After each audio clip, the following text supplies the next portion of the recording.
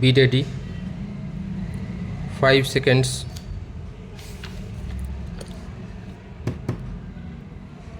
Start. Mr. Deputy Speaker, sir, I think the House will permit me to begin my speech with a certain personal note. The Prime Minister in his budget speech referred to the year 39 years ago when in a more difficult situation Prime Minister Jawaharlal Nehru presented the budget.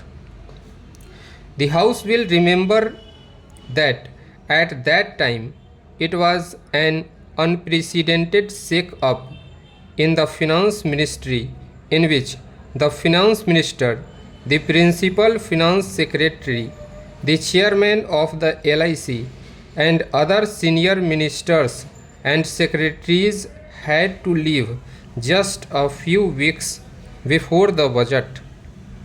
At that time, it was sheer miracle that I escaped. I consider it a miracle. I was the only person to assist the Prime Minister Jawaharlal Nehru in presenting the budget and in conducting both the houses.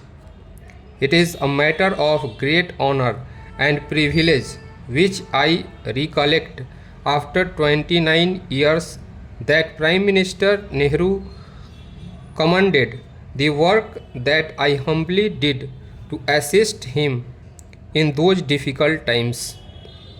Today, the Prime Minister's budget speech clearly and sincerely puts the economic development of this country on the path chartered by Jawaharlal Nehru. It is borne not only by the three quotations of Nehru in his speech, but also by the form and content of his analysis of the economic scene and the measures proposed by him. It also reflects Prime Minister's distinct personality. He has not given to political or populist approach.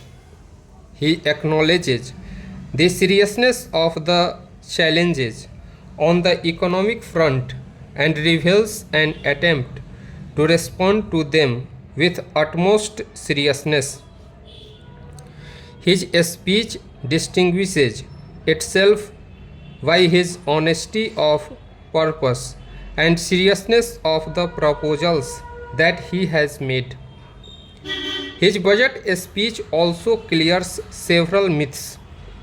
He has demolished several myths. The commitment to wage a battle for eradication of poverty has been reimposed, whatever the honorable members on the other side may say. This is a rededication with all vigor and force of his commitment for the eradication of poverty. This is also based on productive employment of the people, creating so many man hours and man days. It is on the basis of productive employment and not on the distribution of charity syndrome.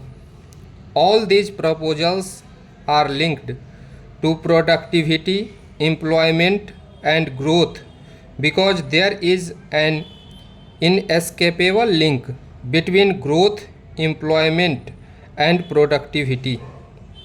Therefore, the battle for eradication of poverty has been placed in the overall framework of accelerating growth. Because the basis of the Congress ethos and its economic and social policy has been independent national economy. A country like India, if it has to follow an independent policy of non-alignment, it cannot follow that policy unless it builds up a national economy.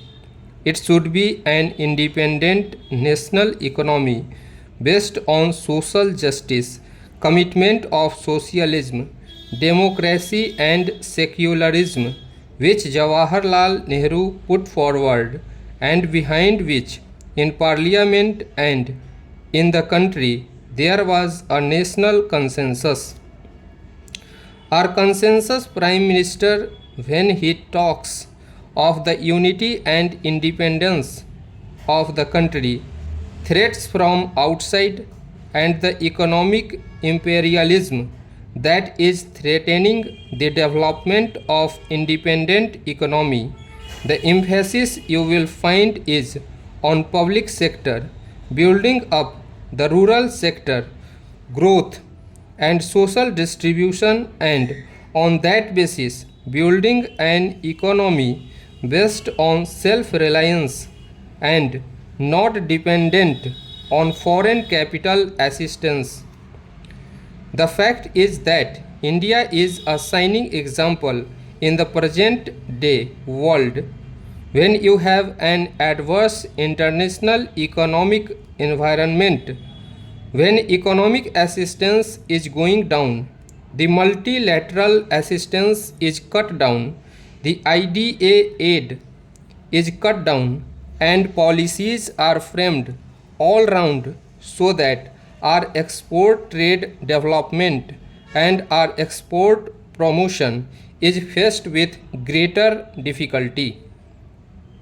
Even then, because of the economic policies laid down by Jawaharlal Nehru and successively followed by Indira Ji and reinforced through this budget by the present Prime Minister, it shows that this is the only way and this is the only model in which India should develop if it wants to maintain its dignity and emerge as a prosperous and strong country.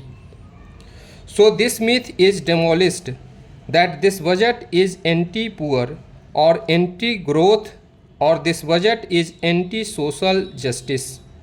Actually, it aims to achieve all these objectives. He has also demolished the myth that this government or the government's economic policy is not for the poor but is more concerned about the upper middle class. This is all demolished, and I think it is necessary that in this house there is consensus behind the new path, or rather the new enforced path that is sought to be made out by this budget. Similarly, the budget aims at promising growth, and if you see, you will find that a number of concessions have been given to industries engaged in mass consumption goods, not caring to the needs of the affluent. A number of measures have been suggested. I need not go into that. It particularly tries to promote indigenous capital goods industry, which is the basis of self-reliance and which is the basis of promoting growth in the future development of our country. Stop.